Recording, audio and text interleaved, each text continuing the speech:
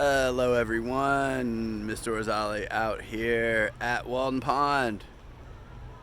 Just enjoyed a nice swim across the lake, not the long way, short way, and beautiful multiple moments in nature out here at this famous spot, popularized in many of the writings by Thoreau and lots of other nature-loving writers, nature writers.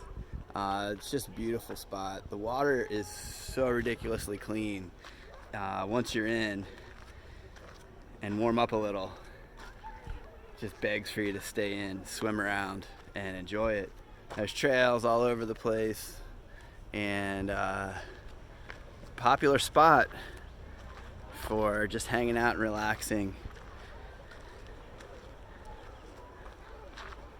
Feeling super grateful for this lovely summer day and a chance to come back to this amazing, beautiful spot just outside of Boston.